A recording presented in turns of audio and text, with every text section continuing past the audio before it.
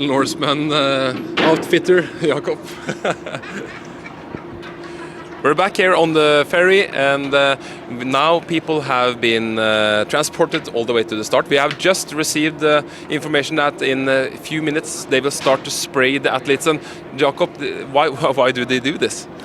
I think Jørgen answered that question pretty well earlier, but it's to cool down, to get used to the water before they jump in, and to get a little bit of the feeling on how it is, so the temperature shock isn't that big. But then again, the water isn't too cold today, so I mean it's not that big of a challenge today with the water temperature. No. And but at the same time, many of the athletes have been wearing their wetsuits now for close to an hour. A lot of them have actually had it all the way up and are really warm, so it gets warm and sweaty, and we really feel now that the atmosphere here on the ferry it was tense when we got in. There's not too much talking here. It's pretty quiet, and I think a lot of the athletes now are in the zone and doing their last preparations. Some of them are warming up with rubber bands and doing their last minute checks. So yeah, and we see also that people have their kind of rituals. Some have music on their ears, some are reading, some are sitting with their eyes closed in lotus position and meditating, and nothing is wrong here, and you just have to find out what is right for you to calm down and, as you say, get into the zone here. And we see now it's beginning to light a little bit up. It's foggy here in Fjord. It's a really deep fjord, steep mountains diving into the fjord here, and the deepest point here is about 700 meters deep, right? Exactly. I have done my research, so I know that Eidfjord is part of the Hardanger Fjord, and it's the second longest fjord in Norway, actually. And what is going to happen now is that the athletes are putting on their neoprene caps, their swimming goggles, and leaving their tow bags here, which will be transported back to their support. And when they are told to, they will pass the spraying hose to be, as we said, sprayed with fresh seawater pumped up from the fjord, so they will get the same temperature which they will encounter when they jump in, and they will be sort of herded into the front here of the ferry, where the crew will tell them when to jump in, and just basically like sheep, they will be told when to jump out into the fjord. Yes, and as we talked about, they're doing their last preparations. I think also it's about grasping the moment they're in right now, because this is something really special to be here now. It's about 15 to 20 minutes before the start, and it's just the atmosphere to be here and to experience this. This is, for most of them, a once-in-a-lifetime experience, and as mentioned earlier, they've been waiting for this for maybe like 10-15 years, and this is why they got into triathlon and to come here and to experience this. So for sure, and since the water temperature is so warm, they have actually given them some more minutes to do the jump, because there's not that critical, because people won't lie and freeze in the water, so they will jump in about 5 minutes earlier than normal into the fjord. And because of the current, the boat will actually move a little bit around, so the first people who jump into the water will normally have a smaller, shorter way into the start than the people who jump in last. And there's always a question: should I go fast into the water? Should I go last into the water? There's no correct answer here, but your own experience, Jakob, what did you do yourself when you did the Norseman? Did you jump in early or late? I used to go early, because you have to go in the water, so it's better to just jump out. And I think in 2011 the current was really tough, and the boat really drifted along the opposite way. So some of the athletes didn't get to the starting line before the start went off. So I think it's smart to get in the water and get it over with. But we have to talk a little bit more about the swim, because we haven't talked about the distance yet, actually. This is for sure a long distance triathlon with approximately 3.8 kilometers swim, 180 kilometers bike ride, and 42k marathon at the end on top of Mount Gaustad. So it's going to be a long day for the athletes. And now we can see they have started the shower, so maybe we can go and take a look. And we also see both athletes, but we also see old athletes. If you turn around now, we can actually see a former winner here in the shirt, the blue shirt there, Mette Pettersen-Moe, which is currently holding the record for the female race here at Norseman. A legend which are coaching a lot of the athletes here. Among them, Hans Petter Mellerud, the CEO of Zalaris, the main sponsor here, the title sponsor here at Zalaris Norseman Extreme Triathlon. So there's a lot of experience gathered here.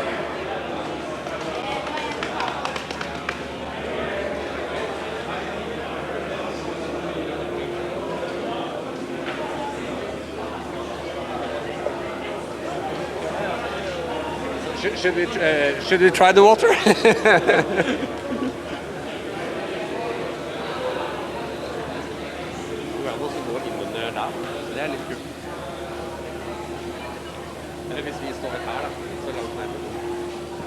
I don't think that we will get any closer. We're starting to get a little bit wet here, Jakob. Excuse me, can we have a short word? Oh, sorry, my English is so bad. But are you ready for the race? Yeah, I think. I hope so. Have you done it before? Sorry? Have you done it before? Yeah, it's my third time. Third time. Third time. Best of luck. Thank you very much.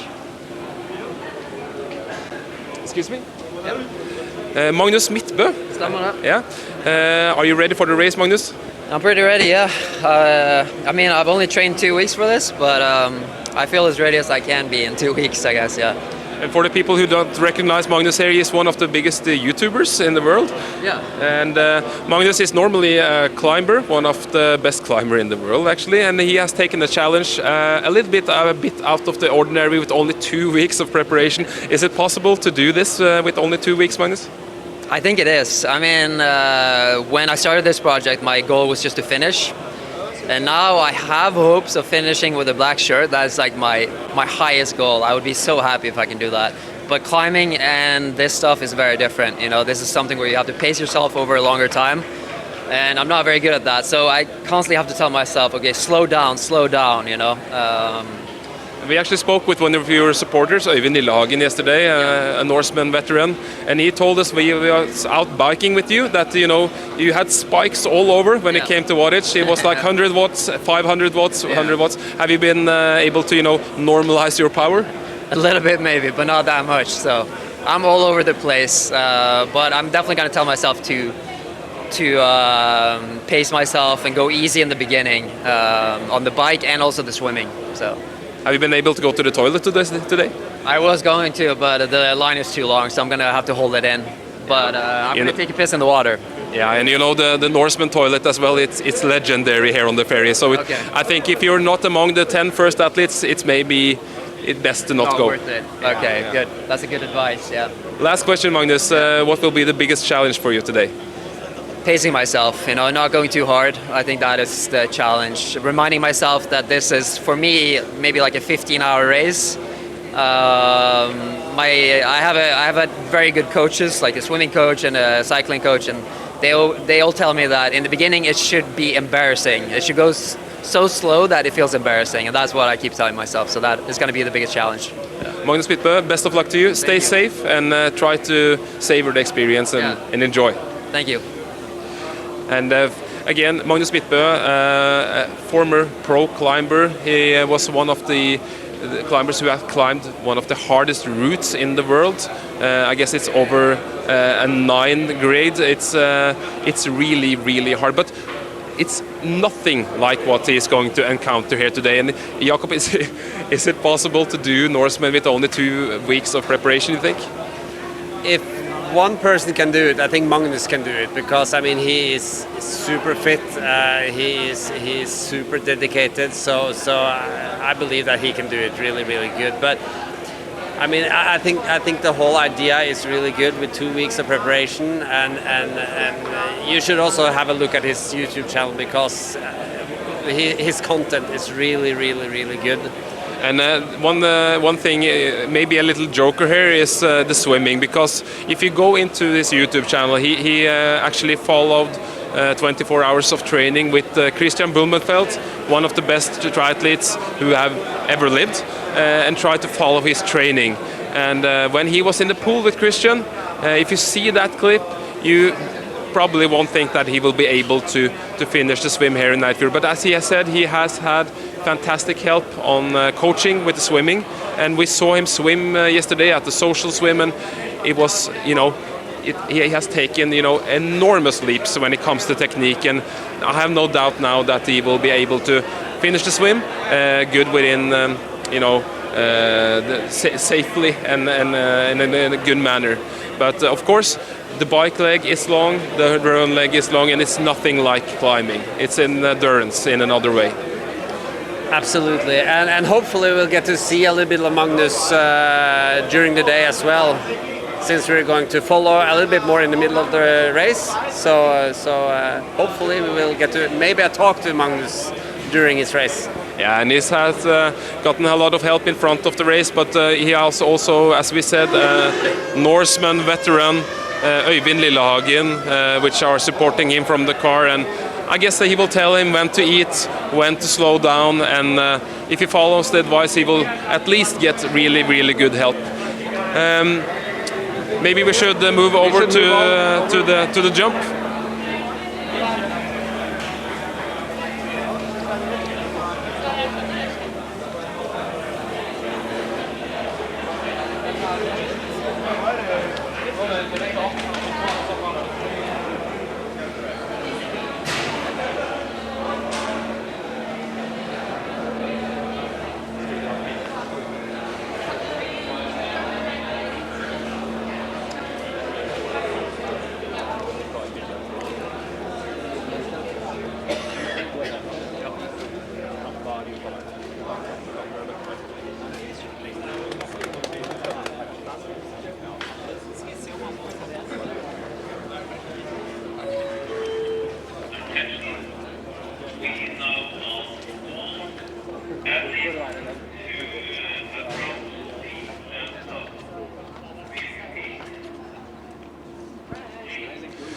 Well, we moved to the other side of the athletes. We see now that the athletes are moving forward to the line here. It's like it's like a no man's land.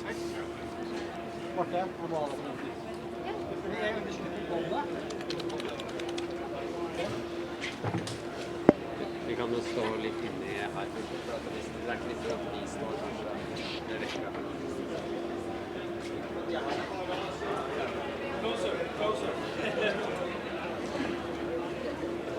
It gets less talking now. People are moving slowly up to the band here, where they're waiting to be allowed to move forward to the edge of the ferry, and you see that people are really moving into themselves, if you can say it like that.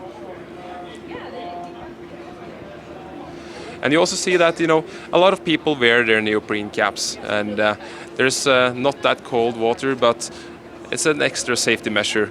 And surprisingly, many also choose to wear neoprene socks, which is something that you don't see too much on normal triathlons. But does it make a big difference when you swim with hats and socks, do you think? Yeah, well, when it comes to warmth, it really helps. And when we spoke with Julia, one of the favorites earlier, she is wearing a neoprene cap with neoprene going all the way down the neck, and that warms the blood up to the head. It really helps. But at the same time, it gives updraft to the head, which makes it harder to keep a streamlined position. And the socks as well makes it a little bit hard to flex out or extend the ankle, which makes technique a little bit harder. Well, now we're moving forward all the way. We can maybe move to the side a little bit here. The first line has stepped all over to the edge now of the ferry. The light has it's way lighter now. It's not that dark. The sun is approaching, and we can see shore quite clearly here.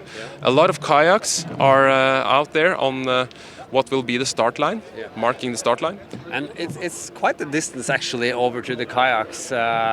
I would say maybe like 400 meters. Yeah, if you choose to come close to shore, you actually have quite a distance to swim. So, as you said earlier, Jakob, it's a 3.8 swim if you swim 100% correctly. With the current and everything, most athletes will swim a bit longer. And if you add the distance where you swim to shore, to the start, you will swim. There's no one here that will swim anything shorter than at least 3.9, but at least 4 kilometers. Most of them will swim. So this is the last wait. A lot of months for maybe some of the athletes, like 10 years of applying to Norseman, wanting to do this, dreaming to do this, and this is their day. This is their big chance of competing in the triathlon, the extreme triathlon. People are laughing, people are talking, and there's a lot of way to handle the kind of anxiety and insecurity here. But as well, a lot of experienced athletes, especially the elite, which some have come back year after year. And there we have the first athletes will jump into the water. There, Norseman hasn't started, but at the same time you can say that now Norseman is on. I'm actually feeling kind of emotional right now. Yeah. It's a big moment for people, and and you shouldn't.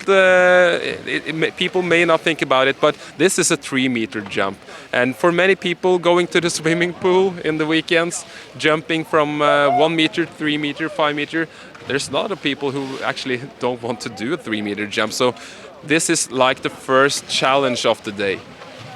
Absolutely, and this makes such a great start, I think, for the whole race. And of course the pictures which are now taken from the media boats, which you see here beside the athletes, are iconic. And one of the things that a lot of people, think of when they think of Norseman, the dark fjord, the mountains, and people jumping from the ferry until the cold fjord water, which is today not that cold, 16 degrees Celsius. But again, they have been on the ferry. It's quite warm in the air now, so if you have been wearing your neoprene suit for a while, the water will feel cold in contrast. And one tip that all the athletes receive is actually to hold on to your goggles, because on normal triathlons with water start or a short start, losing your goggles isn't a big challenge. It never happens. But a lot of athletes actually have experience jumping into the water and seeing their goggles fly off into the dark fjord here.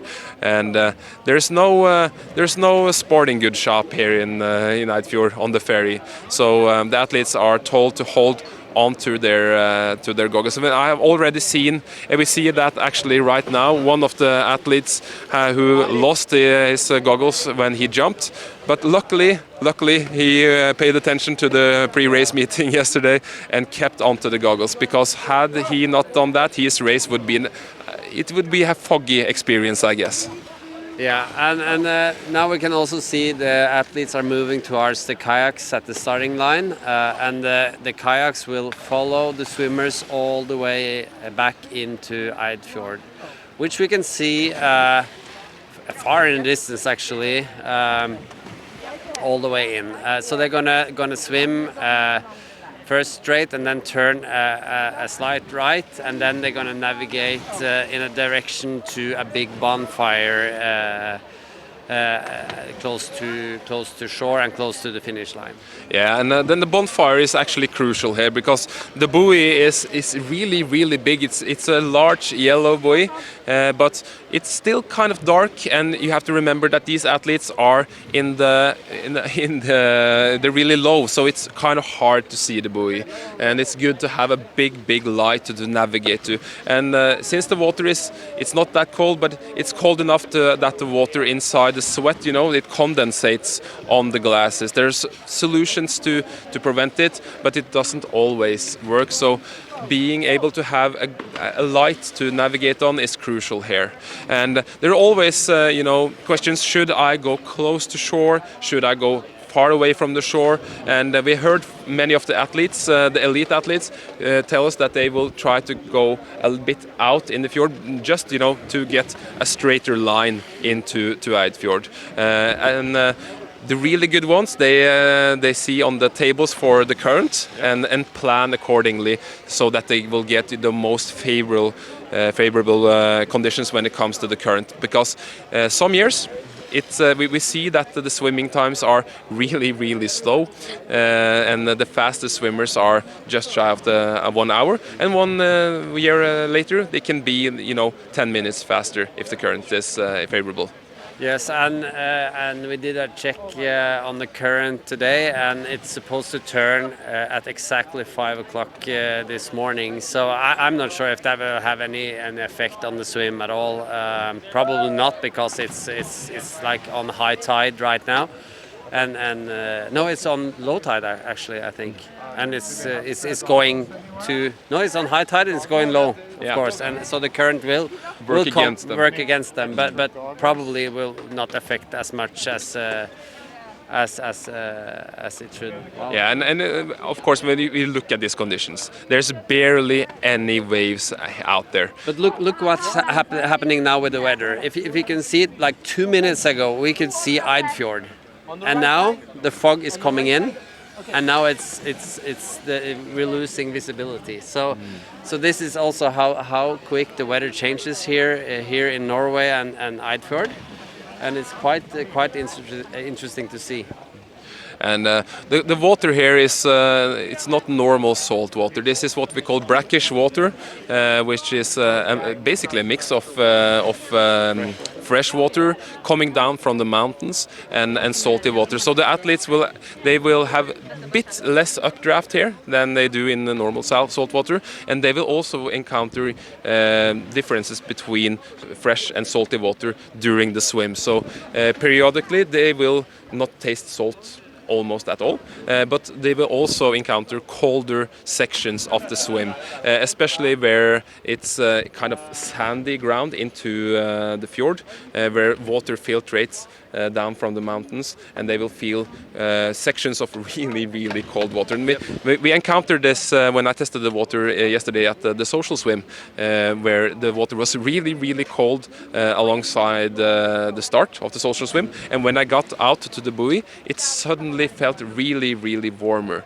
So this is something that's kind of unique with the fjords here in Norway, where it normally is kind of consistent temperature on a normal triathlon, where it's here depends very much on where you are.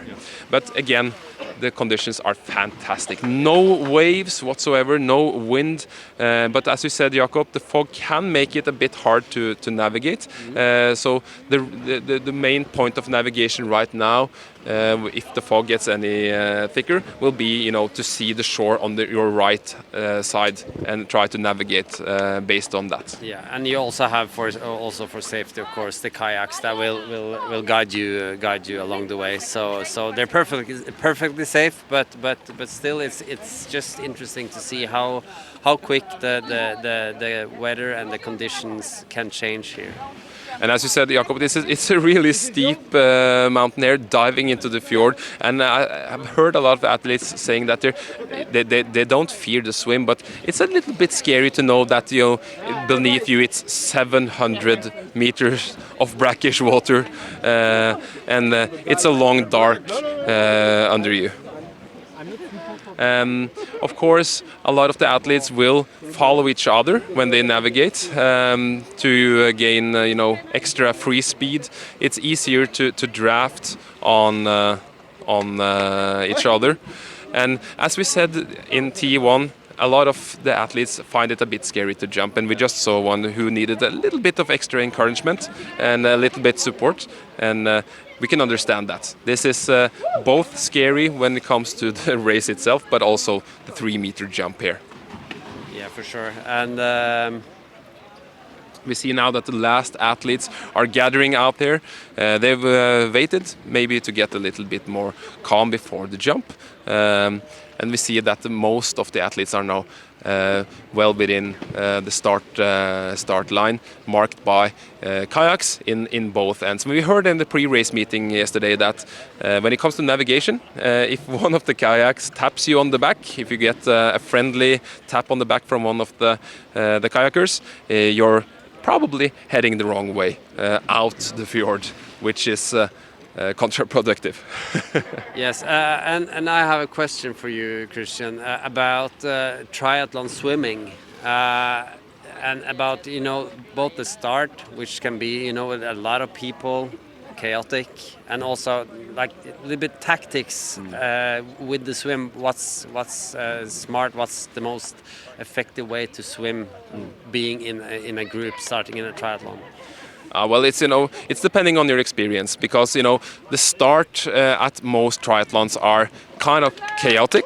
It's and the last athlete have now jumped into the water.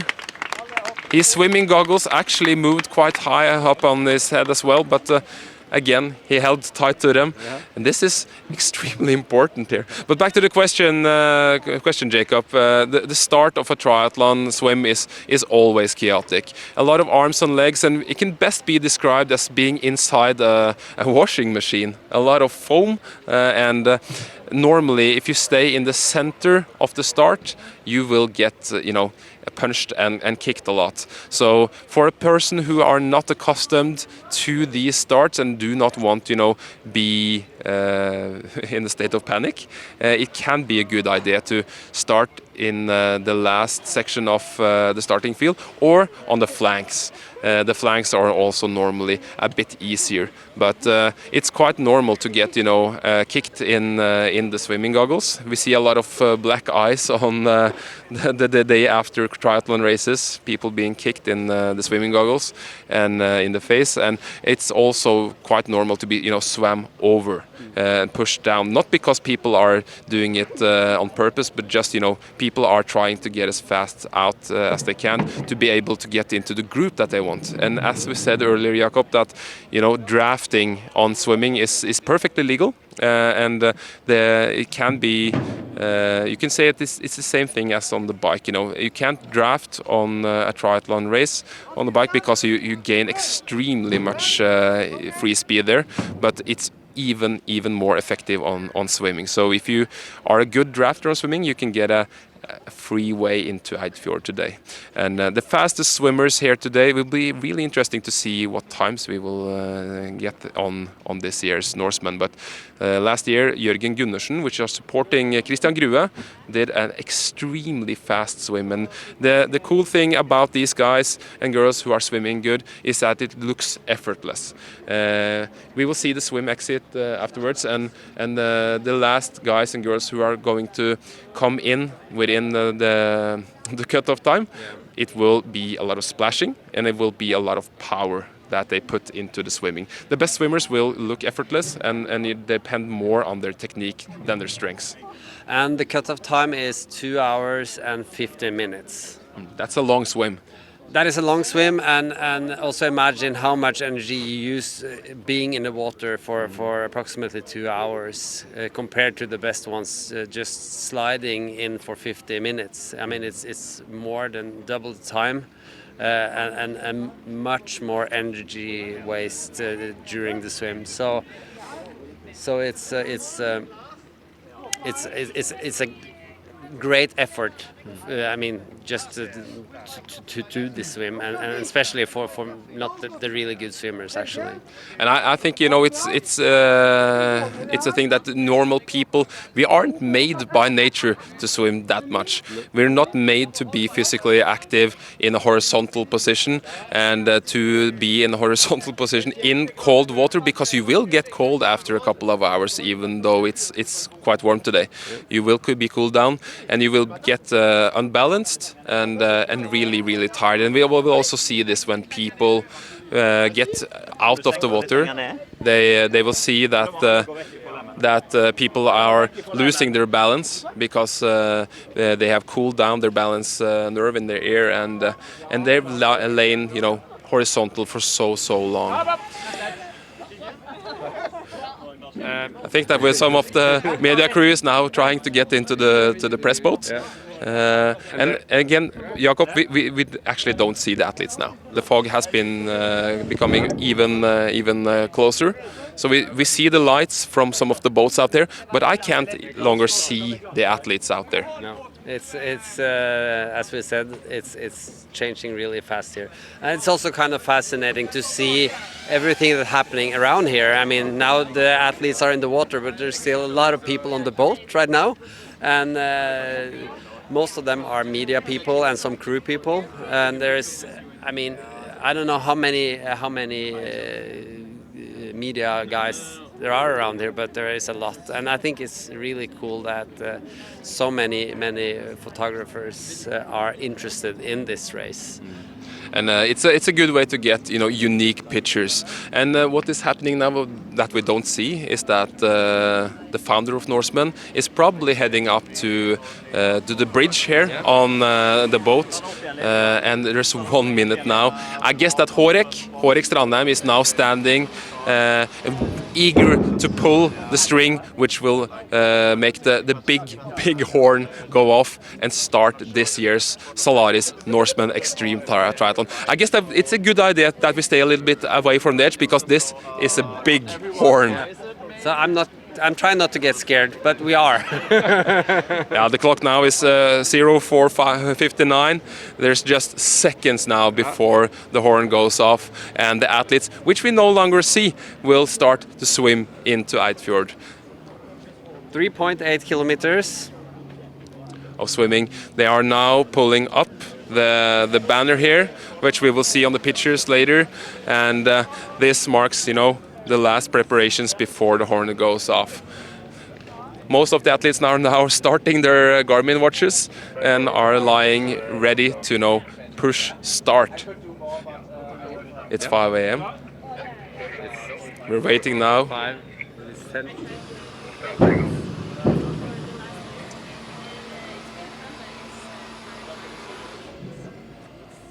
A lot of expectations now. 5 minutes to start. Yeah, we have 5 more minutes before the clock goes off. A little bit later start.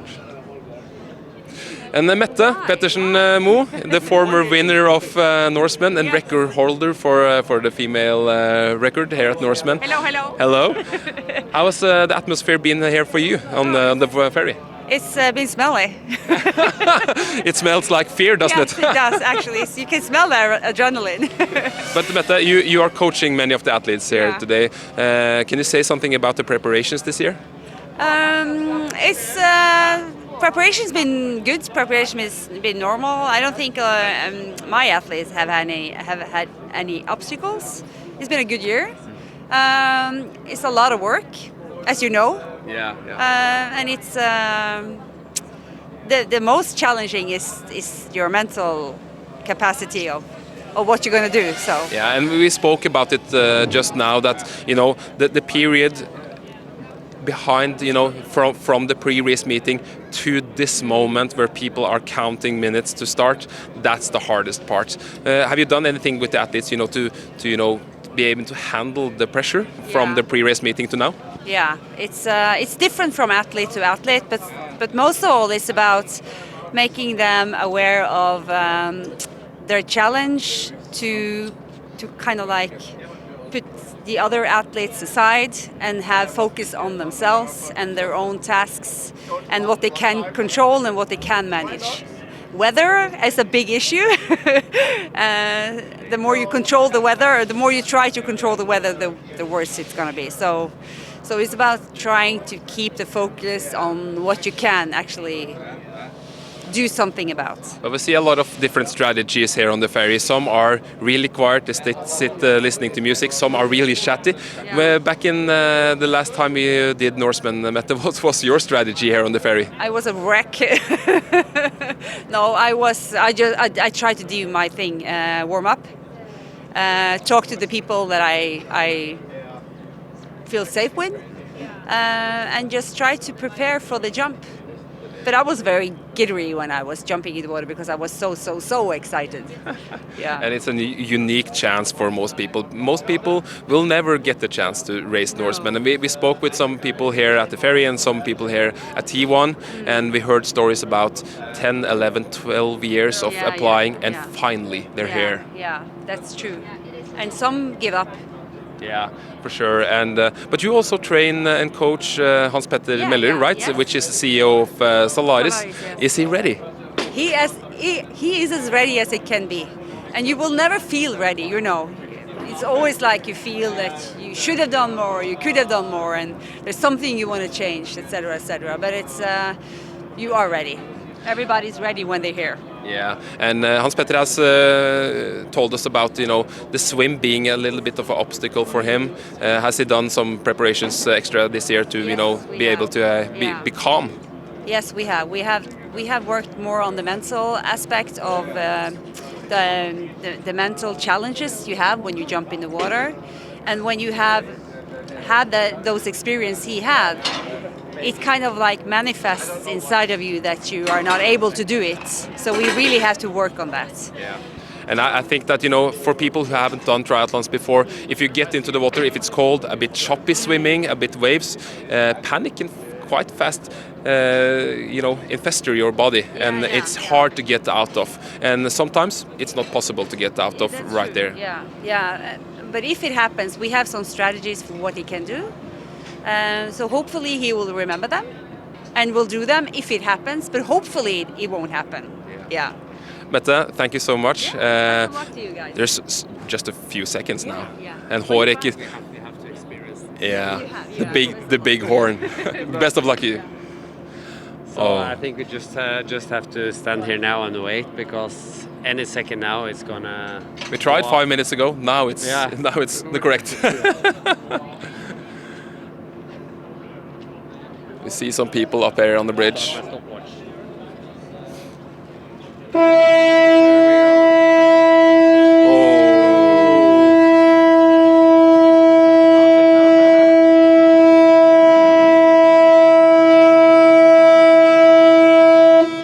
There's no mistaking. Horne pulled the horn, and he pulled it long and good. Can we see the athletes now? No, we cannot see anything. But we know that right now 250 athletes have started swimming. Some at the flanks, some in the front. Some are going to be in the water for 45-50 minutes, and some are going to have a long swim. We are heading back to shore, Jakob. We are heading back to shore, and we will be back soon, meeting the athletes coming out of the water in about 50 minutes, an hour. Yeah, and till then, thank you for watching, and keep popping by social media. We will announce when we are going live, and we will go live during the whole day from different sections of the course, meeting support, meeting people, sharing, and try to speak to some of the athletes as well. But till then, thank you for watching.